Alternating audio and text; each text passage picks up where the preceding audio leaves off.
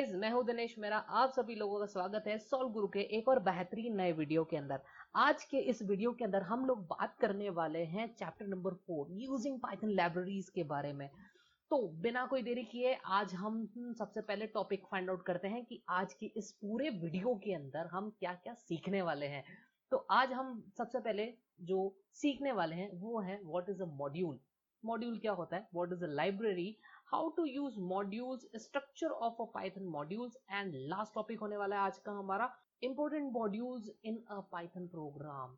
शुरू करते हैं आज का वीडियो हम हमारे आज के टॉपिक के साथ में व्हाट इज अ मॉड्यूल्स को लेकर के। तो व्हाट इज अ मॉड्यूल्स को मैं शुरू करूं उससे पहले हम एक छोटा सा डिस्कशन कर लेते हैं।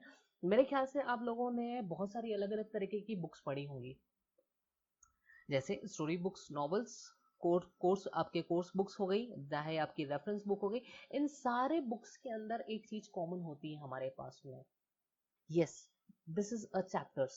यस, सारी बुक्स के अंदर चैप्टर्स होते हैं। ऐसा क्यों होता है? क्या आपने कभी इमेजिन किया है कि अगर एक ही बुक के अंदर बहुत सारे पेजेस होते हैं और उन पेजेस के अंदर बहुत सारी इंफॉर्मेशन हो, लेकिन बिना कोई चैप्टर वाइज या बिना कोई उन्हें सेग्रीगेट करे, तो क्या बुक इंटरेस्टिंग बनेगी? नहीं, बुक बन जाएगी बहुत बोरिंग। और हमें कोई भी टॉपिक को फाइंड आउट करना हो, कंटेंट को सर्च करना हो, तो हमारे लिए बहुत डिफिकल्ट हो जाएगा। तो इसीलिए मॉड्यूल्स भी एक तरीके से क्या होता है कि ये हमारे बुक की तरह काम करता है। जब कभी हम प्रोग्राम बनाते हैं तो प्रोग्राम बड़ा ना हो, प्रोग्राम को हम एक छोटे छोटे पार्ट्स के अंदर डिवाइड कर दें, ठीक है ना। या हम कह सकते हैं कि एक बड़ी यूनिट जिसको हम क्या करें, छोटी छोटी यूनिट्स के अंदर या मैनेजेबल यूनिट्स के अंदर जिसको हम डिवाइड कर दें, उसको हम बोलेंगे मॉड्यूल्स, या फिर हम उसको बोल सकते हैं मॉड्यूलेटरी। ठीक है। अब जो भी मॉड्यूल्स हम छोटे छोटे पार्ट्स के अंदर डिवाइड करते हैं वो सेपरेट करते हैं, सेपरेट यूनिट में उसको हम कन्वर्ट कर देते हैं। और ये क्या करता है, अपने आप को उसे एक सेपरेट यूनिट के अंदर कंबाइन कर देता है, जिससे क्या होगा, हमारा जो प्रोग्राम होगा वो कम कॉम्प्लेक्स हो जाएगा, उसको रीड करना आसान हो जाएगा हमारे लिए, और उसको पढ़ना हमारे लिए काफी आसान हो जाएगा। और चीज क्या होती है कि it's create a number of well defined, मतलब आप उसके अंदर जितने चाहो वो उसको डिफाइन कर सकते हो, उसकी बाउंड्रीज को डिफाइन कर सकते हो उस प्रोग्राम के अंदर। और एक और इसकी खासियत होती है मॉड्यूल्स की कि एक बार आपने मॉड्यूल्स बना लिया, एक बार, सिर्फ एक बार अगर आपने मॉड्यूल्स बना दिया, तो आप चाहे एक प्रोग्राम बनाओ या हजारों प्रोग्राम बनाओ, उस हर हजारों प्रोग्राम के अंदर आपको सिर्फ उस मॉड्यूल को इंपोर्ट करना है और आपका वो पूरा का पूरा प्रोग्राम उस प्रोग्राम के अंदर आ जाएगा। It is ability of module, ये होती है सबसे बड़ी खासियत मॉड्यूल्स की। जैसे हम एक एग्जांपल करते हैं कि मैंने एक प्रोग्राम बनाया है प्ले ऑडियो के नाम पर में, जिसका काम क्या होता है, ऑडियो को प्ले करना। अब मैंने इस प्ले ऑडियो के प्रोग्राम को मॉड्यूल के अंदर कन्वर्ट कर दिया, ठीक है। अब सपोज कर लो ये मैंने एक प्रोग्राम बनाया जिसको एक मैंने मॉड्यूल के अंदर जनरेट कर रखा है, मॉड्यूल इसका एक मैंने मॉड्यूल बना दिया। अब सपोज कर लो कि कोई पर्सन है जो 3 अलग अलग प्रोजेक्ट बना रहा है, एक MP3 प्लेयर का, FM रेडियो का और DVD प्लेयर का। अब इन तीनों अलग अलग प्रोजेक्ट के अंदर एक चीज कॉमन हो रही है, वो है प्ले ऑडियो। तो अब प्रोग्रामर क्या करेगा, इन तीनों के अंदर क्या सेपरेटली उसको दोबारा से प्ले ऑडियो के प्रोग्राम को लिखेगा? नहीं। अगर ऐसा वो करता है, कैसे तो करने में कर सकता है, लेकिन फिर आपका प्रोग्राम लेंदी हो जाएगा, आपको उसके प्ले ऑडियो के सारे कोड्स को लिखना होगा। अदरवाइज क्या हो सकता है कि मैं सिंपली एक लाइन लिख करके इंपोर्ट प्ले ऑडियो और उससे रिलेटेड जितने भी फंक्शन है मैं उस प्रोजेक्ट के अंदर मैं इंपोर्ट कर दूं, कॉल कर दूं, तो उससे मेरा क्या हो जाएगा, मेरा काम काफी आसान हो जाएगा। तो इसी तरीके से MP3 के अंदर भी मैं उसको इंपोर्ट कर दूंगा, FM रेडियो के अंदर भी इंपोर्ट कर दूंगा और DVD प्लेयर के अंदर भी इंपोर्ट कर दूंगा। तो क्या हुआ, reuse, yes it is reuse. आपने एक ही चीज को बार बार उसको यूज कर रहे हो, सो इससे क्या हुआ, आपका काम बहुत आसान हो गया। और यही खासियत होती है हमारे मॉड्यूल्स की। तो अब हम बात करते हैं लाइब्रेरीज को लेकर के। तो जनरली आप लोगों ने लाइब्रेरीज देखी होंगी। क्या होता है, लाइब्रेरीज के अंदर बहुत सारी बुक्स का कलेक्शन होता है। तो इसी तरीके से पाइथन के अंदर भी क्या होता है कि बहुत सारे मॉड्यूल्स के कलेक्शन को हम क्या बोलते हैं, लाइब्रेरी बोलते हैं, ठीक है। अब ये हो सकता है एक लाइब्रेरी के अंदर मल्टीपल मॉड्यूल्स भी हो सकते हैं, ठीक है, लेकिन कुछ कॉमन मॉड्यूल्स होते हैं जो पाइथन की हर लाइब्रेरी के अंदर आपको अवेलेबल हो जाएंगे। वो कौन कौन से हैं? सबसे पहला आता है आपका math, cmath, random, static and उसके बाद में आता है URL lib नाम के। ये जो मॉड्यूल्स है ये पाइथन के सॉफ्टवेयर के साथ में इनबिल्ट आपको मिलते हैं, आपको अलग से इसको इंपोर्ट करने की जरूरत नहीं, मतलब अलग से मतलब किसी अदर थर्ड पार्टी रिसोर्सेज से आपको यूज में लेने की जरूरत नहीं। आप डायरेक्ट प्रोग्राम बनाओ और प्रोग्राम बनाते वक्त इंपोर्ट मैथ लिख दो, इंपोर्ट सी मैथ लिख दो, इंपोर्ट रैंडम लिख लो और फिर इसके अंदर जो भी फंक्शन है आप उनको डायरेक्टली यूज में ले सकते हो, ठीक है। बट इसके अलावा और भी ऐसे बहुत सारे मॉड्यूल्स होते हैं जो हम किसी दूसरे सोर्स से हम उसको कलेक्ट करते हैं और उसको हम अपने लाइब्रेरी के अंदर लेके आते हैं। जैसे हमारी लाइब्रेरी होती है, कुछ ऐसी बुक्स होती है जो हमारे लाइब्रेरी के अंदर ऑलरेडी अवेलेबल होती है, लेकिन कुछ ऐसी बुक्स होती हैं जो हम बाहर से अपनी लाइब्रेरी के अंदर उसका कलेक्शन बनाते हैं। तो ऐसे सिचुएशन के अंदर कौन कौन से हमारे पास होते हैं, जैसे कुछ फेमस जो है हमारे पास में मॉड्यूल्स है वो है आपका नमपाई हो गया, साइंस पाई हो गया, टिंकर हो गया, ठीक है, मैटप्लॉट लिब हो गया। तो ये कुछ बहुत फेमस मॉड्यूल्स है जो हम बाहर से इसको इंपोर्ट करते हैं और इसका भी एक हम वीडियो में इसके लिए जरूर लेके आऊंगा कि कैसे इनको यूज में लेना है। तो अब हम आगे बात करते हैं कि how to use modules. How to use module करने के लिए सीधा चलते हैं हमारे पाइथन आईडी के अंदर। तो गाइज अब हम आ चुके हैं हमारे पाइथन आईडी के अंदर। तो सबसे पहले हम क्या करते हैं, मैंने इसके लिए ऑलरेडी एक फाइल बना रखी है, तो हम सीधा वही फाइल को ओपन करते हैं। मैंने यहाँ पर एक फाइल बना रखी है, उसे ओपन करते हैं।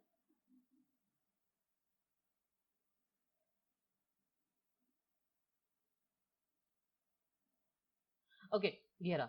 अब मैंने यहाँ पर देखो क्या किया, मैंने सिंपली यहाँ पर लिखा हुआ है import math x equal to math.sqrt और ब्रैकेट के अंदर मैंने लिखा 100 और प्रिंट मैंने लिखा x। तो इस सिचुएशन के अंदर क्या किया, देखो हमने इंपोर्ट मैथ को लेकर के क्लास 11th के अंदर भी हमने बहुत सारे इसके प्रोग्राम बना रखे हैं, बनाए हैं और आप लोगों ने किए भी होंगे।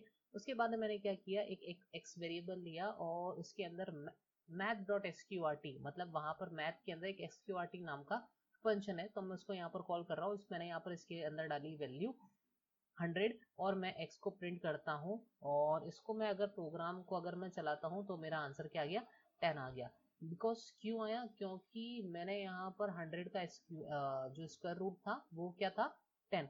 अगर इन केस अगर मैं यहाँ से इंपोर्ट हटा दूँ, इसको मैं यहाँ से इंपोर्ट को मैं हटा देता हूँ और अब मैं इसको F5 के साथ में रन करता हूँ, तो वो क्या शो करेगा, यस वो शो करेगा एरर। क्या शो करेगा, एरर शो करेगा। क्यों, क्योंकि मैंने यहाँ पर इसके मॉड्यूल को हटा दिया है।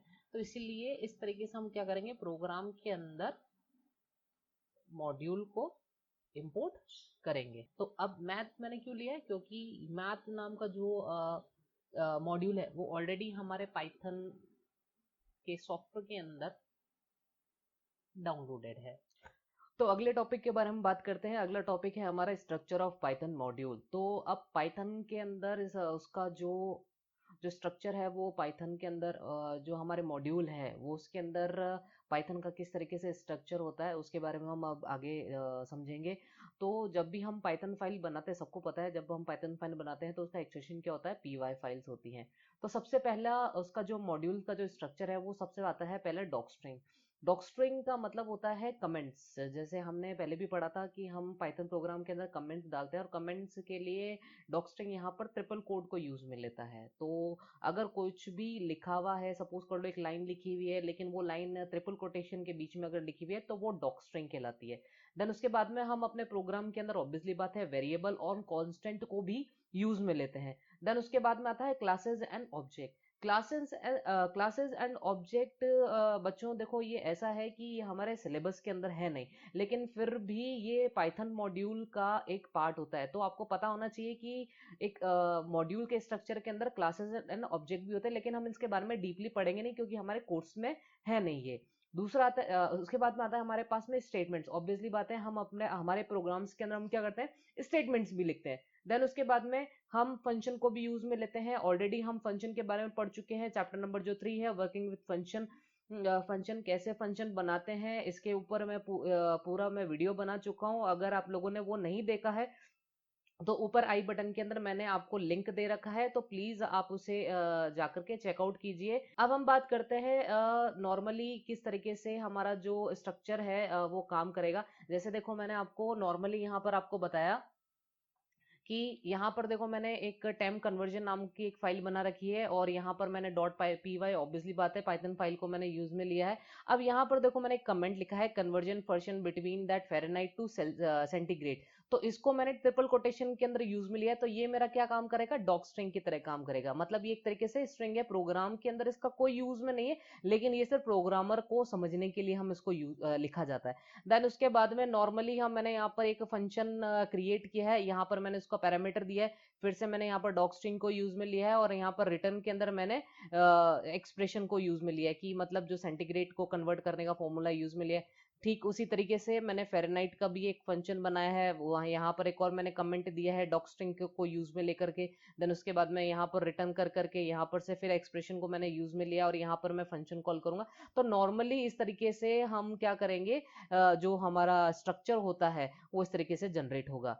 अब हम बात करते हैं अगले टॉपिक की तरफ जो है हेल्प फंक्शन। देखो हेल्प फंक्शन क्या काम करता है, देखो ये भी मॉड्यूल के अंदर सबसे बड़ा मेन रोल होता है, क्योंकि मॉड्यूल अगर देखा जाए तो मॉड्यूल हमारे पास में बहुत सारे मॉड्यूल्स होते हैं। मॉड्यूल्स तो है लेकिन उस मॉड्यूल के अंदर कौन कौन से फंक्शन होते हैं ये हमको नहीं पता होता है। लेकिन अगर आप सपोज कर लो किसी मॉड्यूल को के बारे में अगर जानना चाहो डिटेल के अंदर, तो आप हेल्प फंक्शन को यूज में लेकर के कर सकते हो। तो इसके लिए आपको क्या करना पड़ेगा, प्रोग्राम के अंदर लिखना पड़ेगा इंपोर्ट मैथ और हेल्प करके मैथ लिखना पड़ेगा। चलो हम इसका प्रैक्टिकल करते हैं, मैं आपको प्रैक्टिकल करके दिखाता हूं कि ये किस तरीके से होगा। तो चलते हैं हम हमारे सीधे प्रैक्टिकल स्क्रीन की तरफ। तो गाइज हम लोग पहुंच चुके हैं हमारी प्रैक्टिकल स्क्रीन की तरफ। मैंने यहाँ पर देखो लिखा है इंपोर्ट मैथ और हेल्प करके मैथ लिखा है मैंने यहाँ पर। तो सिंपली मैं यहाँ पर क्या करूंगा, मैं इसको रन कर देता हूं। मैंने जैसे ही इसको यहाँ पर रन किया तो ये मेरे पास में ये विंडो आ गई। मैंने इसको यहाँ पर उसके ऊपर डबल क्लिक किया तो मैथ्स नाम के मॉड्यूल के अंदर जितने भी फंक्शन है वो सारे फंक्शंस की लिस्ट वो आपको प्रोवाइड कर देगा। देखो बच्चों ऐसा बहुत सारे फंक्शन है जिन्होंने हमने पढ़ा नहीं है, लेकिन हमारे कोर्स में जो जो फंक्शन अवेलेबल है मैथ्स मॉड्यूल के अंदर हम लोग वही यूज में लेंगे। लेकिन इसके अलावा भी बहुत सारे ऐसे फंक्शन है मैथ्स मॉड्यूल के अंदर जो हम लोग यूज नहीं करते हैं, ठीक है। लेकिन जब आप प्रोफेशनल लेवल के ऊपर जाएंगे तब आप इन सारी चीजों को यूज में ले सकोगे। जैसे हमारे पास में SQRT नाम का एक फंक्शन हो गया, इन्फिनिट नाम का हो गया, log10 हो गया, बहुत सारे हमने इसके बारे में पढ़ रखा है। तो इस तरीके से आप लोग क्या कर सकते हो कि अपने फंक्शन की सॉरी अपने मॉड्यूल की सारी डिटेल्स को फाइंड आउट कर सकते हो। आप किसी भी तरीके का आप मॉड्यूल का नाम लिखो, आपको सिंपली यहाँ पर क्या करना है, इंपोर्ट करके यहाँ पर आपको उस मॉड्यूल का नाम लिखना है। देन उसके बाद में हेल्प करके फंक्शन के अंदर उसका मॉड्यूल का नाम लिख करके उसको रन कर देना है। तो आपके सामने उस मॉड्यूल के सारे फंक्शन आपको अवेलेबल हो जाएंगे। ओके अब हम बात करते हैं importing module in Python programme की पाइथन प्रोग्राम के अंदर हम मॉड्यूल को कैसे इंपोर्ट करें। इसके अंदर ये होता है कि इसके 3 अलग अलग तरीके होते हैं हमारे पास में पाइथन मॉड्यूल को इंपोर्ट करने के लिए। तो सबसे पहला वे आता है टू इंपोर्ट एंटायर मॉड्यूल। अगर आप अपने प्रोग्राम के अंदर किसी मॉड्यूल को पूरी तरीके से यूज में अगर लेना चाहो तो उसका फॉर्मूला आपको क्या यूज में लेना पड़ेगा। तो हमें प्रोग्राम के अंदर क्या लिखना पड़ेगा, इंपोर्ट मैथ प्रिंट, उसके बाद में जो भी आप math.sqrt जो मैथ का जो मॉड्यूल है उसके अंदर आपको कौन सा फंक्शन यूज में लेना है वो आप फंक्शन यूज में लेकर आप यहाँ पर पे इसकी वैल्यूज को यूज में ले सकते हो।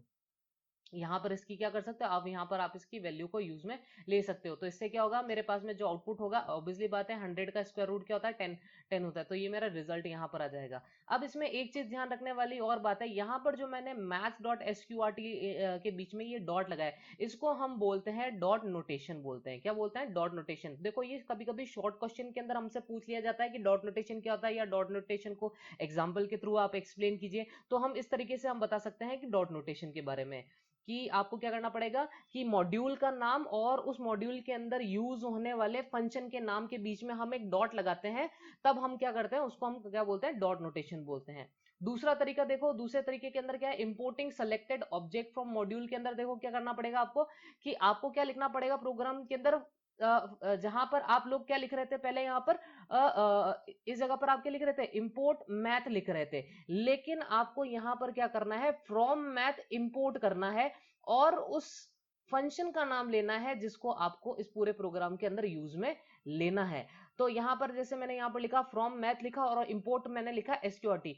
तो मैं क्या कर रहा हूँ, मैथ नाम के मॉड्यूल के अंदर मैं किसको इंपोर्ट कर रहा हूँ, सिर्फ और सिर्फ एसक्यूआरटी नाम के फंक्शन को यूज में ले रहा हूं। तो ऐसी सिचुएशन के अंदर मुझे यहाँ पर इस जगह पर जब मैं यहाँ पर इसको कॉल करूंगा तो मैथ डॉट लिखने की मुझे जरूरत नहीं रहेगी, क्योंकि यहीं पर मैंने उसको डिफाइन कर दिया कि मैं एसक्यूआरटी नाम को यूज में लेने वाला हूं। तो इसलिए मुझे यहाँ पर मैथ डॉट एसक्यूआरटी लिखने की कोई जरूरत नहीं पड़ेगी। ठीक है, ये तो हुआ एक तरीका। ठीक है, अगर आप चाहो कि नहीं सर मुझे इस पूरे प्रोग्राम के अंदर सिर्फ एसक्यूआरटी को यूज में नहीं लेना है, और भी मतलब मुझे मैथ्स के जो मॉड्यूल के जो फंक्शन है जो मुझे उसको यूज में लेना है, तो उसके लिए भी हमारे पास में तरीका है। तो उसके लिए आप क्या कर सकते हो, आपको फिर से वही करना पड़ेगा, from math import SQRT comma dot pi. तो पाई भी हमारा ये क्या है, ये इसका एक फंक्शन है। तो जितने आप फंक्शन को यूज में लेना चाहते हो मैथ मॉड्यूल के, तो आपको यहाँ पर कॉमा कर करके आपको वो लिखने पड़ेंगे। तो सिंपली फिर आपको कॉल करते वक्त आपको वही करना पड़ेगा, जैसे आपने लिखा प्रिंट एसक्यूआरटी 100 एंड प्रिंट पाई आपको लिखना पड़ेगा। यहाँ पर आपको फिर से ध्यान रखना पड़ेगा, डॉट नोटेशन को लिखने की जरूरत नहीं है, आप डायरेक्टली इसको यूज में ले सकते हो और एक्सेस में ले सकते हो। तो ऑब्वियसली बात है 100 का स्क्वायर रूट हमको पता है 10 है, और पाई की ऑब्वियसली वैल्यू हमको पता है कि पाई की वैल्यू 3.1415 होती है। उसके बाद में हम चलते हैं तीसरा तरीका। तीसरा तरीके के अंदर क्या था कि import all object of a module. कि सपोज कर लो कि मुझे मैथ नाम के मॉड्यूल के अंदर मेरे को सारे उसके अंदर जितने भी फंक्शन है मेरे को सबको यूज में लेना है। तो ऐसे सिचुएशन के अंदर हम क्या करेंगे, फ्रॉम मैथ इंपोर्ट करके हम यहाँ पर एस्ट्रिक को यूज में ले लेंगे, तो स्टार को हम यूज में ले लेंगे। फिर उसके बाद में आपको यहाँ पर फिर से कोई डॉट नोटेशन के लिखने की जरूरत नहीं, या आपको अलग से सेपरेटली उनके फंक्शन के नाम को लिखने की जरूरत नहीं होगी। तो इसी तरीके से मैंने यहाँ पर लिखा प्रिंट एसक्यूआरटी 100 एंड मैंने यहाँ पर लिखा प्रिंट पाई। तो एसक्यूआरटी 100 का स्क्वायर रूट आपका मिल जाएगा 10 और पाई की वैल्यू मिल जाएगी 3.1415। तो इस तरीके से हम क्या कर सकते हैं, हमारे पाइथन प्रोग्राम के अंदर हम अपने मॉड्यूल को इंपोर्ट कर सकते हैं। ठीक, आज के इस वीडियो के अंदर हम यहाँ तक ही कवर करेंगे। अगले वीडियो के अंदर हम कुछ और नए टॉपिक्स इसी चैप्टर्स को लेकर के आएंगे। तब तक के लिए आप अपने घरों के अंदर सेफ रहिए, ये क्वारंटाइन के सभी रूल्स को फॉलो कीजिए। और अगर हमारा वीडियो अगर आपको अच्छा लगा है तो प्लीज लाइक कीजिए, सब्सक्राइब कीजिए और अपने दोस्तों के साथ में इसे शेयर भी कीजिए। तब तक के लिए धन्यवाद।